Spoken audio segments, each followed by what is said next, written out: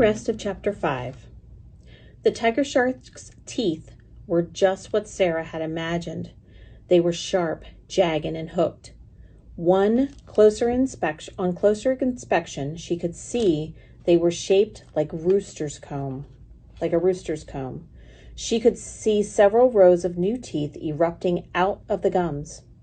She knew from her grandfather that most sharks had 5 rows of teeth, ready to move in to replace those that were lost or worn.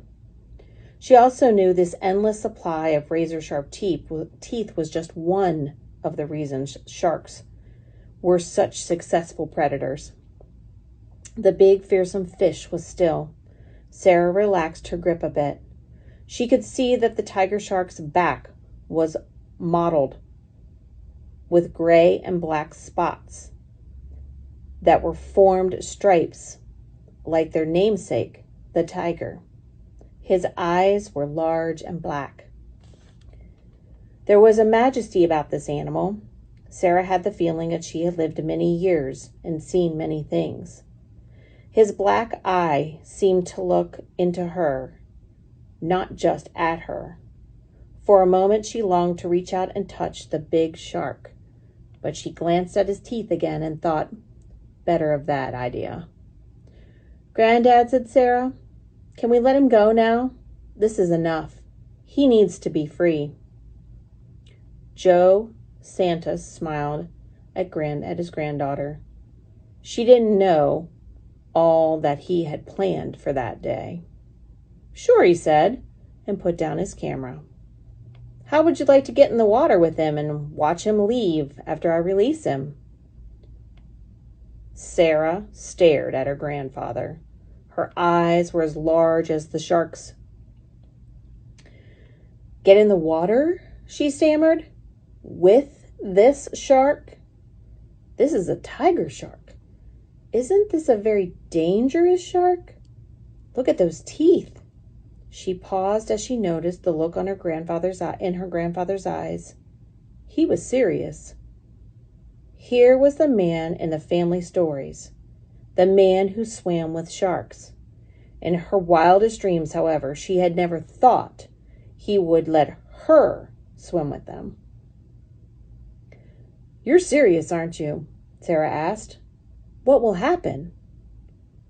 "If we're lucky, he'll stay around long enough for us to get in and watch him leave." He watched his granddaughter closely.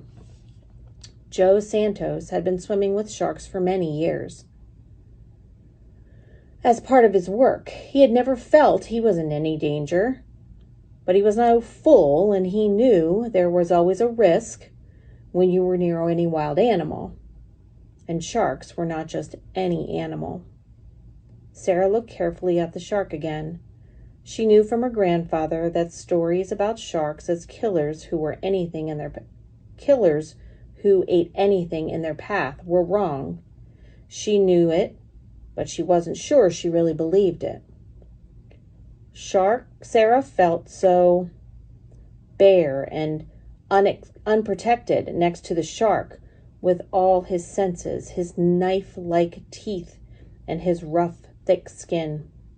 Then again, this was a chance to get closer to a tiger shark than almost any other person in the entire world. And he was a big tiger shark at that. Sarah looked at her grandfather.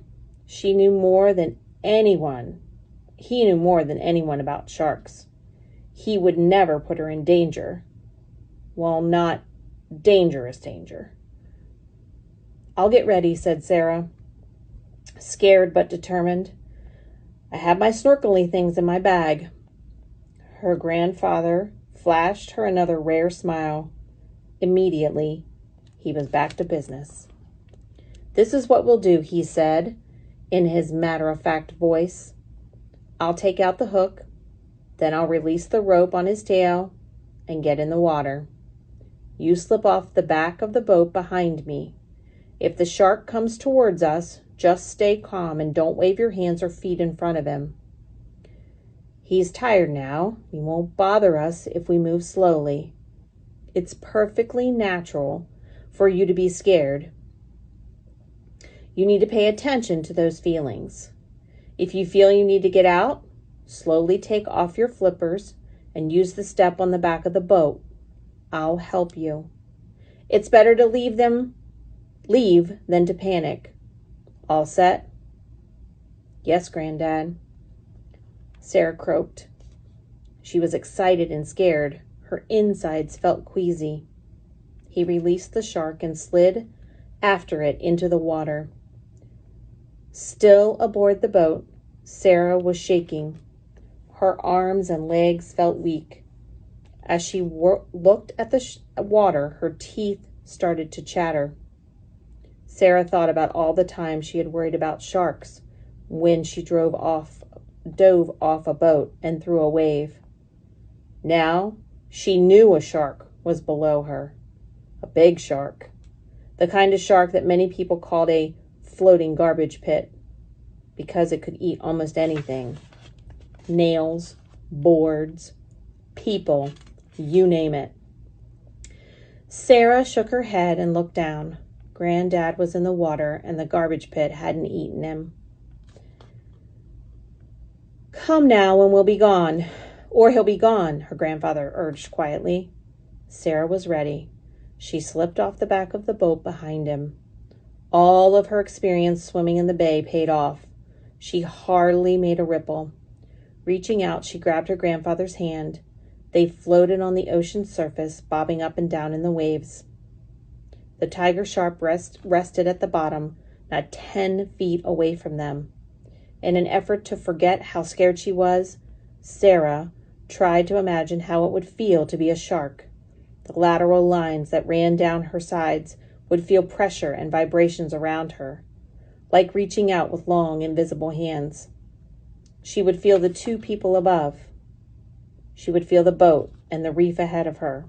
She would see clearly the world around her. She would smell the scents of the sea and perhaps wonder in some shark-like way at the scent of the humans above her. She would hear the waves slapping against the boat and the fish nibbling on the coral. Sarah watched as the shark's gills pumped and his eyes focused. His specialized pores tuned in to the Earth's magnetic fields. The big tiger shark took in all the information it could using each of its senses. Then he located himself on the planet and slowly moved toward the deeper water. Sarah was no longer scared. The shark's behavior hadn't frightened her, and when her grandfather signaled that they should follow the shark, she swam forward fearlessly. After a few minutes, the shark's movements quickened. Sarah and her grandfather stopped at a respectful distance. An instant later, the giant that had seemed to fill the sea was gone. He had vanished. There was nothing left but the brilliant blue water of Florida Bay, as far as they could see. Next time is Chapter 6, Shark Classes.